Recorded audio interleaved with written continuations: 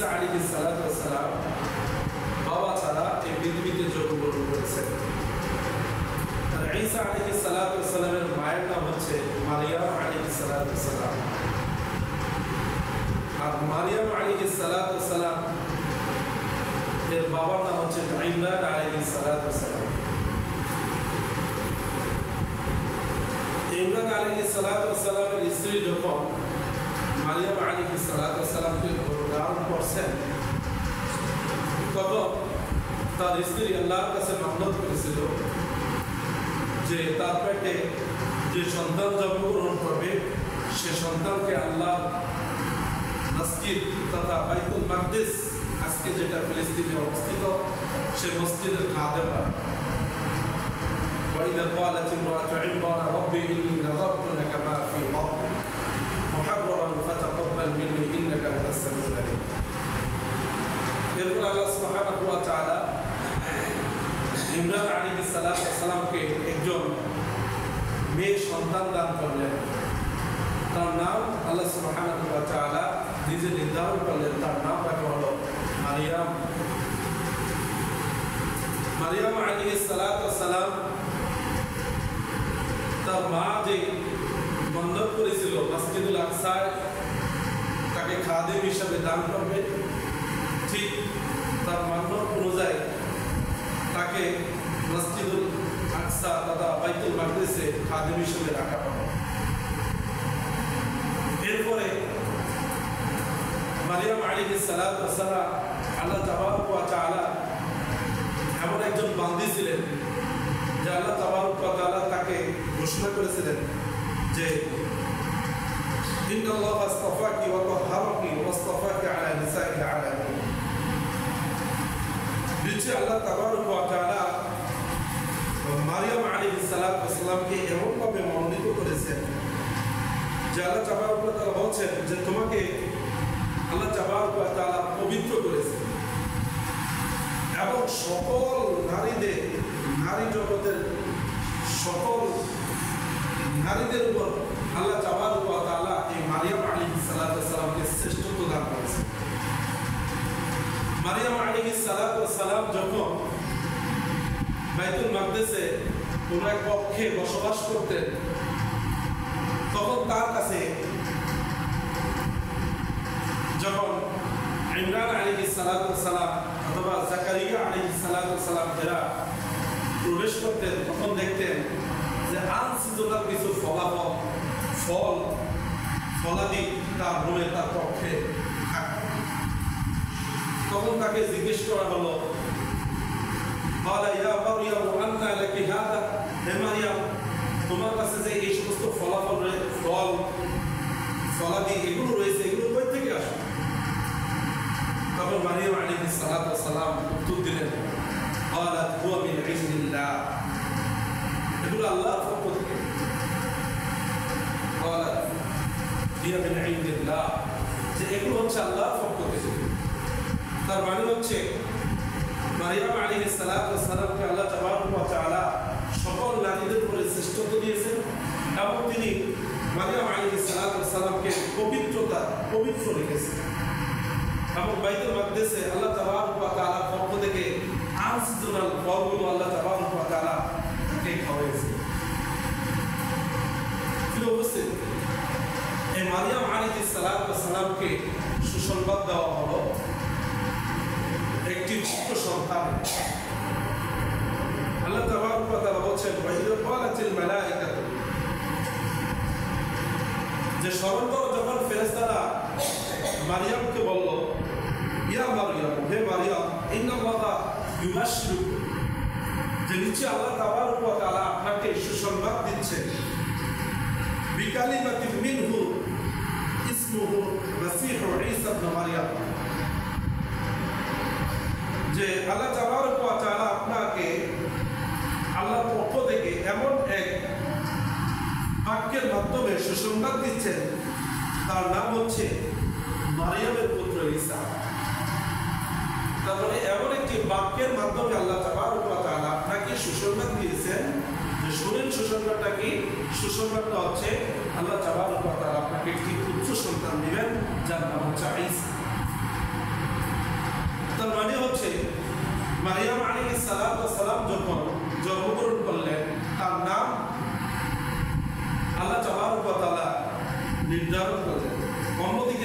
সন্তান হবে, বাবা ছাড়া সে সন্তানের নাম তার জন্মের পূর্বেই আল্লাহ তাবারক ওয়া তাআলা রেখে দিলেন, তার নাম হচ্ছে ঈসা।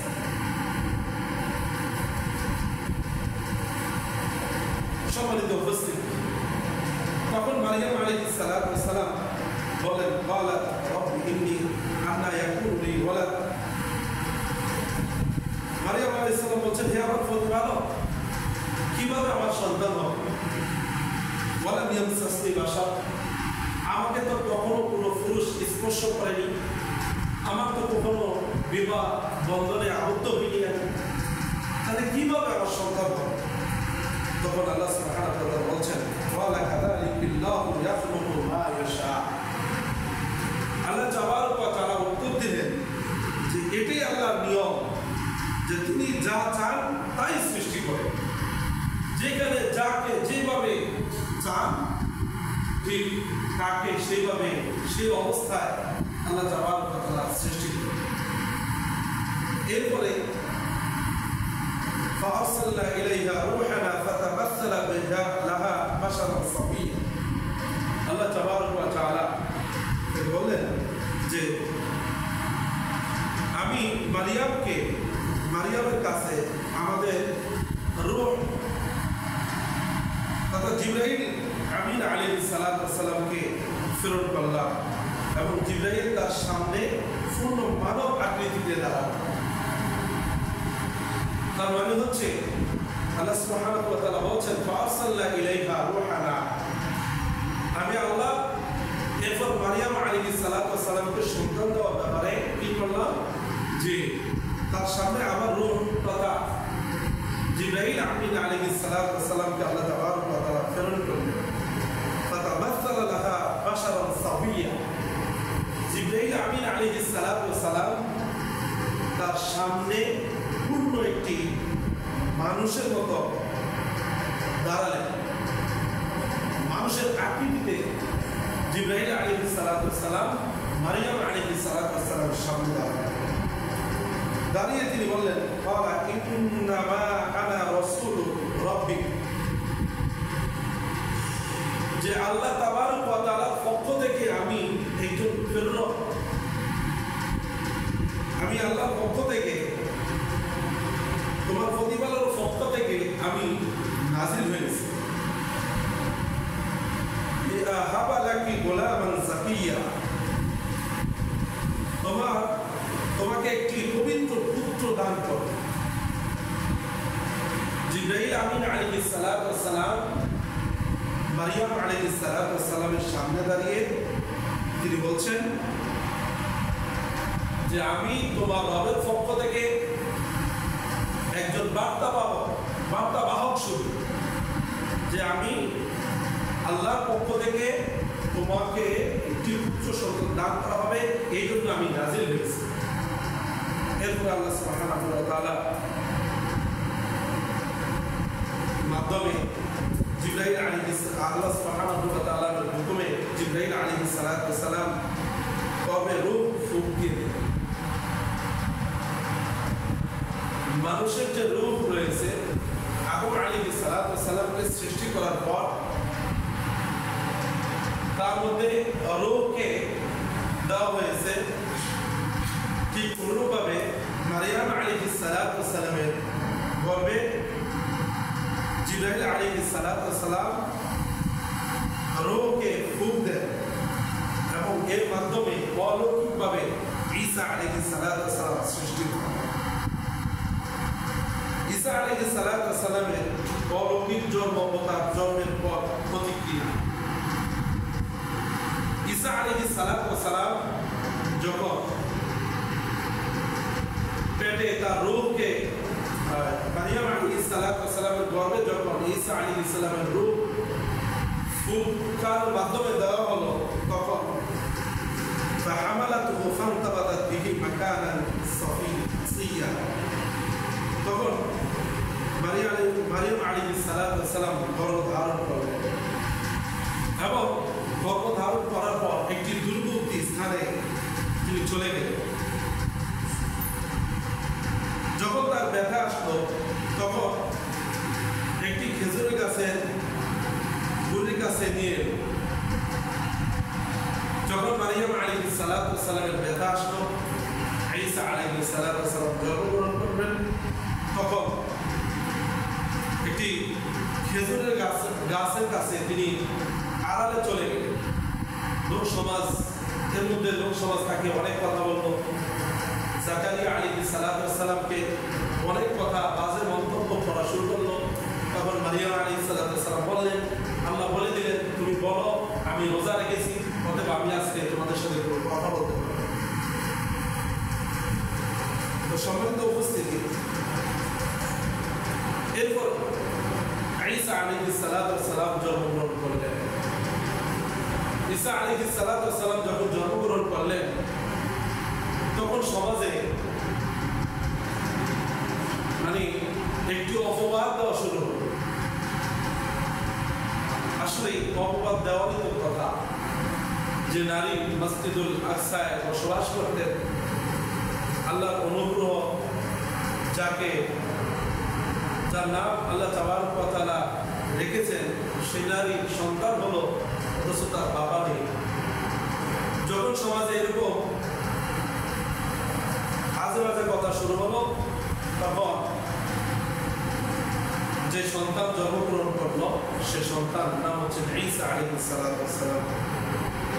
তখন ওই কোলের সন্তান মানুষকে জবাব দিল, ক্বালা ইন্নী আব্দুল্লাহ। সেই ছোট্ট শিশু যখন তার মাকে অপবাদ দিচ্ছে মানুষ, তখন সেই কোলের ছোট্ট শিশু মানুষের অপবাদের জবাব দিচ্ছে, যে এই ছোট শিশু কথা বলা শুরু করলেন। কি বললেন? ক্বালা ইন্নী আব্দুল্লাহ। ঈসা আলাইহিস সালাতু ওয়াস সালাম বললেন, আমি হচ্ছি আল্লাহর বান্দা। আতানিয়াল কিতাব। 16 দেশবাসী, এক নম্বর বিষয় হচ্ছে আমি হচ্ছে আল্লাহর বান্দা। 2 নম্বর বিষয় হচ্ছে আমাকে কিতাব দেওয়া হবে। 3 নম্বর বিষয় হচ্ছে ওয়াজআলানি নাবিয়্যা, আমাকে নবী হিসেবে প্রেরণ করা হলো। তোমরা যে আজকে আজে বাজে মন্তব্য করছো, এই মন্তব্য বাতিল হয়ে গেল। আমি হচ্ছে আল্লাহর বান্দা। 2 নম্বর আমার বৈশিষ্ট্য হচ্ছে আমাকে নবী করা হবে, নবী বানিয়ে পাঠানো হচ্ছে। 3 নম্বর বিষয় হচ্ছে ওয়াজআলানি আতানিয়াল কিতাব। 2 নম্বর বিষয় হচ্ছে আমাকে কিতাব দেওয়া হবে। 3 নম্বর বিষয় হচ্ছে আমাকে নবী হিসেবে প্রেরণ করা হচ্ছে। 4 নম্বর বিষয় হচ্ছে ওয়াজআলানি মুবারাকান আইনামা কুনতু, আমি যেখানে থাকি না কেন আমাকে বারাকাতময় করে রাখা। তার মানে আমি যেখানে থাকি সেখানেই বারাকাতময়, সেই স্থানটা বারাকাতময়, সে সময়টা বারাকাত। উপস্থিতি, এই হচ্ছে ঈসা আলাইহিস সালাতু ওয়াস সালাম জন্ম। ঈসা আলাইহিস সালাতু ওয়াস সালামকে নিয়ে সে সময় এই বানি ইসরাইল তথা ইয়াহুদি এবং নাসারা, এরা সে সময় ঈসা আলাইহিস সালাতু ওয়াস সালামকে নিয়ে ব্যঙ্গ করা শুরু করে। এরপরে ঈসা আলাইহিস সালাতু ওয়াস সালামকে তারা যখন তিনি বড় হলেন, তখন তাকে শুলিতে চড়ানোর জন্য তারা বিমোর হয়ে গেল, যে ঈসা আলাইহিস সালাতু ওয়াস সালামকে তারা মৃত্যু দিল, শুলিতে তারা চড়ানো। সকলে ঐক্যবদ্ধ হলো যে কিভাবে এরকম একটি নষ্ট ছেলেকে দুনিয়াতে বাঁচার তার কোনো অধিকার নেই, এরকম কিছু কথা বলে ঈসা আলাইহিস সালাতু ওয়াস সালামকে শুলিতে চড়ানোর জন্য তারা বিমোর হয়ে পড়ল। অন্যদিকে ঈসা আলাইহিস সালাতু ওয়াস সালামকে আল্লাহ তাবারক ওয়া তাআলা কয়েকটি মুজিজা দিয়েছেন। এর মধ্যে একটি মুজিজা হচ্ছে ঈসা আলাইহিস সালাতু ওয়াস সালাম অন্ধ এবং কুষ্ঠ রোগীকে সুস্থ করতেন, আর মৃত মানুষকে আল্লাহর হুকুমে বলতেন কুম বিইজনিল্লাহ, আল্লাহর হুকুমে তুমি দাঁড়িয়ে যাও। কোনো মৃত ব্যক্তিকে যদি ঈসা আলাইহিস সালাতু ওয়াস সালাম বলতেন, তাহলে সে আল্লাহর হুকুমে দাঁড়িয়ে যেত। এই 3টি মুজিজা আল্লাহ সুবহানাহু ওয়া তাআলা ঈসা আলাইহিস সালাতু ওয়াস সালামকে দিয়েছেন। এরপরে তার কওমরা যখন মারিয়ামের পুত্র ঈসাকে হত্যা করেছে, তারা বলছিল যে ইন্না কাতালনাল মাসিহা ঈসা ইবনে মারইয়াম, তারা বলছে যে আমরা মারিয়ামের পুত্র ঈসাকে হত্যা করেছি। আল্লাহ বলছেন ওমা কাতালুহু ওমা সালাবুহু ওয়ালাকিন শুবিহা লাহু, যে আল্লাহ বলছেন অথচ তারা তাকে হত্যা করেনি, তারা তাকে শুলিতে চড়ায়নি, বরং ঈসা আলাইহিস সালামকে আল্লাহ সুবহানাহু ওয়া তাআলার কাছে উঠিয়ে নিয়ে গেছে। বারাফাআল্লাহু ইলাইহি ওয়া কানা আল্লাহু আজিজান হাকীমা, বরং আল্লাহ তাকে নিজের দিকে উত্তোলন করেছে। তার মানে হচ্ছে ঈসা আলাইহিস সালাম তিনি মৃত্যুবরণ করেননি। তার জন্ম ছিল একটি অলৌকিক পিতা ছাড়া তিনি এই পৃথিবীতে জন্মগ্রহণ করেছেন, এবং তার মৃত্যুটা এখনো তার মৃত্যু হয়নি। আল্লাহ সুবহানাহু ওয়া তাআলা তাকে আসমানে উঠিয়ে নিয়ে গেছে। আর খ্রিস্টান যারা রয়েছে তারা হচ্ছে ঈসা আলাইহিস সালামের অনুসারী, তারা ইনজিল কিতাবের অনুসারী। তাদের দাবি হচ্ছে ঈসা তাদের সকল পাপ নিয়ে ঈসাকে হত্যা করা হয়েছে বা ঈসা আলাইহিস সালাম মৃত্যুবরণ করেছে। এই জন্য আজকে সেই খ্রিস্টানরা তারা পাপকে পাপ মনে করছে না, মানুষকে হত্যা করা পাপ এগুলোকে পাপ মনে করছে না। যেমন ইউরোপ আমেরিকায় যারা বসবাস করছে তারা হচ্ছে নামে তারা ঈসা আলাইহিস সালামের অনুসারী, কিন্তু তাদের চিন্তা ভাবনা হচ্ছে আমাদের পাপ নিয়ে ঈসা আলাইহিস সালাম মৃত্যুবরণ করেছে। এই খ্রিস্টানরা ঈসা আলাইহিস সালামকে আল্লাহর পুত্র বলে দাবি করে, যে কি ঈসা ইবনুল্লাহ, ঈসা হচ্ছে আল্লাহর পুত্র। আস্তাগফিরুল্লাহ। অথচ আমরা জানি যে কুল হুয়াল্লাহু আহাদ, নবী আপনি বিশ্ববাসীকে বলে দিন আল্লাহ তিনি হচ্ছেন এক, আল্লাহুস সামাদ, আল্লাহ যিনি কারো মুখোমুখি নন, লাম ইয়ালিদ ওয়া লাম ইউলাদ, তাকে কেউ জন্ম দেননি, তিনি কাউকে জন্ম দেননি, ওয়া লাম ইয়াকুল লাহু কুফুয়ান আহাদ, তার সমকক্ষ কেউ নেই। অথচ এই খ্রিস্টানদের ধারণা হচ্ছে ঈসা আলাইহিস সালাম হচ্ছে আল্লাহর বান্দা। আর ইহুদিদের ধারণা হচ্ছে উযাইর ইবনুল্লাহ, যে নবীর নাম ছিল উযাইর, উযাইরকে বলা হতো আল্লাহ সন্তান। এই জন্য ইহুদি এবং নাসারা তারা পথভ্রষ্ট হয়েছে। সম্মানিত উপস্থিতি, ঈসা আলাইহিস সালাম কিয়ামতের পূর্বে আবার এই পৃথিবীতে আগমন করবে। দামেস্কের একটি মসজিদে আসরের সালাত যখন জামাতে দাঁড়ানো হবে, ইমাম মাহদির নেতৃত্বে যখন আসরের সালাত এরকম সময় হবে, একটি সাদা দবদবে একটি মসজিদ থাকবে, সেই মসজিদের আসমান থেকে ঈসা আলাইহিস সালাম নামবেন, নামার পর সেখানে আসরের সালাত আদায় করবেন। এরপরে পৃথিবীতে তার পূর্বে পৃথিবীতে দাজ্জাল আসবে, দাজ্জাল আসার পর মুমিনদের ঈমানকে হরণ করার চেষ্টা করবে। এরপরে ঈসা আলাইহিস সালাম এই দাজ্জালকে আসর সালাতের পরে ঈসা আলাইহিস সালাম এই দাজ্জালকে হত্যা করে। হত্যা করার পর ঈসা আলাইহিস সালাম এই পৃথিবীতে পূর্ণ এবং সত্যের উপর 40 বছর যাবৎ এই পুরো পৃথিবীতে তিনি শাসন করবেন। প্রত্যেকটি মানুষ মুমিন হবে, ঈমানদার হবে, এবং কেউ কার উপর জুলুম করবে না, কেউ কারটা খেতে যাবে না। প্রত্যেকটি মানুষ ন্যায় পরায়ণতা ও সততার উপরে থাকবে। এক পর্যায়ে এই মানুষগুলো ঈসা আলাইহিস সালাম তার সঙ্গীদেরকে নিয়ে একটি পাহাড়ে চলে যাবেন। তাদের মৃত্যু আসবে একটি বাতাসের মাধ্যমে। মৃত্যু হওয়ার পরে পৃথিবীতে আবার শুরু হবে সেই জাহিলি যুগ, তথা আল্লাহ বলার মতো লোক এই পৃথিবীতে থাকবে।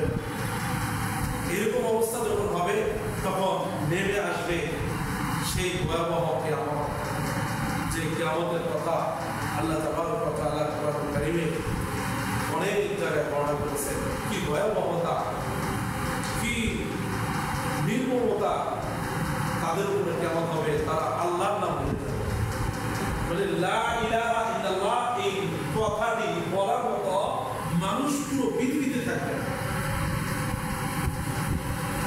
তো আল্লাহর কাছে দোয়া করি যে আল্লাহ তুমি আমাদেরকে ঈমানের সহিত মৃত্যু দান করো এবং ঈমানের সহিত যেন আমরা বেঁচে থাকতে পারি তৌফিক দান করো। আমিন।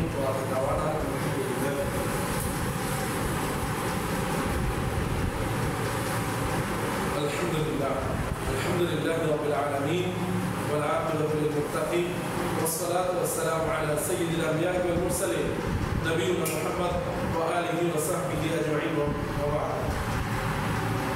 সম্মানিত সম্মানিত জুমা মসজিদের রাসূলের ইকরাম, মারইয়াম আলাইহিস সালাতু ওয়াস সালামের সন্তান ঈসা আলাইহিস সালাতু ওয়াস সালাম, তার জন্ম হচ্ছে অলৌকিকভাবে, এবং মারইয়াম আলাইহিস সালাতু ওয়াস সালাম ছিলেন একজন সত্যবাদী নারী, আল্লাহর মনোনীত নারী, এবং আল্লাহ তাবারক ওয়া তাআলা পুরো বিশ্বের নারীদের উপর আল্লাহ তাবারক ওয়া তাআলা তাকে শ্রেষ্ঠত্ব দান করেছেন। এটাকে আমাদেরকে বিশ্বাস করতে হবে। খ্রিস্টানদের বিশ্বাস হচ্ছে মারইয়াম হচ্ছে যেহেতু রূহুল্লাহ বলা হচ্ছে বা ঈসা ইবনুল্লাহ বলা হচ্ছে, আল্লাহর সন্তান, আল্লাহর সাথে এইভাবে তারা শরীক করছে। আমরা আমাদেরকে মুহাম্মদ সাল্লাল্লাহু আলাইহি ওয়াসাল্লামের মাধ্যমে আল্লাহ তাবারক ওয়া তাআলা যা জানিয়েছেন ঈসা আলাইহিস সালাতু ওয়াস সালাম সম্পর্কে, সেই বিষয়গুলোর উপর ঈমান আনতে হবে। অন্যান্য চিন্তা ভাবনা, ধ্যান ধারণা এগুলো থেকে আমাদেরকে দূরে থাকতে হবে। পরিশেষে বলবো যে প্রত্যেকটি নবীকে আল্লাহ সুবহানাহু ওয়া তাআলা প্রেরণ করেছেন শুধুমাত্র একটি কারণ, সেটি হচ্ছে আল্লাহর ইবাদত।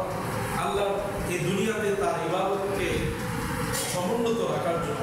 আসুন আমরা আল্লাহ তাবারক ওয়া তাআলার ইবাদত সম্পূর্ণ পরিপূর্ণভাবে আদায় করি। আল্লাহ আমাদেরকে তৌফিক দান করেন, আমিন। প্রিয় উপস্থিতি, আল্লাহর ইবাদতের মধ্যে আরেকটি ইবাদত হচ্ছে জুমা মসজিদ, জুমার দিন। আজকে আমরা মুহররম মাসে অবতীর্ণ হয়েছি। আরবি মাসের প্রথম মাস হচ্ছে মুহররম মাস। 10 মুহররম ফিরআউন থেকে যখন মুসা আলাইহিস সালাতু ওয়াস সালামকে আল্লাহ তাবারক ওয়া তাআলা মুক্তি দিয়েছেন, তখন মুসা আলাইহিস সালাতু ওয়াস সালাম আল্লাহর শুকরিয়া হিসেবে একটি সিয়াম পালন করছেন। সেই সিয়ামের নাম হচ্ছে আশুরা, আশুরা সিয়াম। আজকে মুহররমের 9 তারিখ, আগামীকাল মুহররমের 10 তারিখ, না আজকে 8 তারিখ, আগামীকাল 9 তারিখ, আগামী পরশু দিন হচ্ছে মুহররমের 10 তারিখ। এই 10 তারিখে মুসা আলাইহিস সালাতু ওয়াস সালাম এবং তার কওম ফিরআউনের কবল থেকে, ওই যে নদী দিয়ে, পথ দিয়ে, নদীর মধ্যে রাস্তা দিয়ে যে আল্লাহ সুবহানাহু ওয়া তাআলা ফিরআউন থেকে মুসা আলাইহিস সালামকে হেফাজত করেছেন, সেই দিন ছিল এই 10 মুহররম।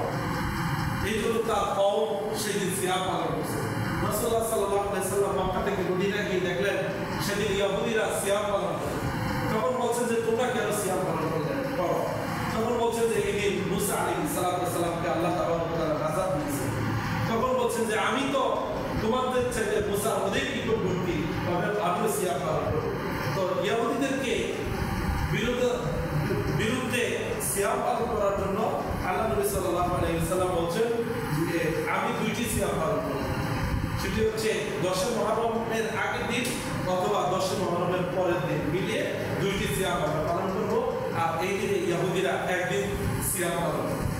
তো আসুন আমরা আগামী রোববার আশুরার দিনে আমরা সিয়াম পালন করব এবং বাড়িতে প্রত্যেককে বলে দিব সিয়াম পালন করার জন্য। আর এই সিয়ামের ফজিলত হচ্ছে রমজানের পরে যত রোজা আছে সকল রোজা সবচেয়ে বেশি ফজিলতপূর্ণ হচ্ছে এই আশুরার সিয়াম।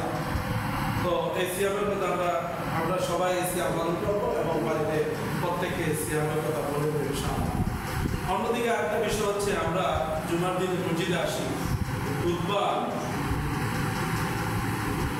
খুতবা শুনে, খুতবা দেখে আমরা অনেকে মাঠে থাকি, এরপরে আসি, পরে আবার যাই সবার আগে। নামাজের পরে আমরা প্রত্যেকে সুন্নাত করার চেষ্টা করি।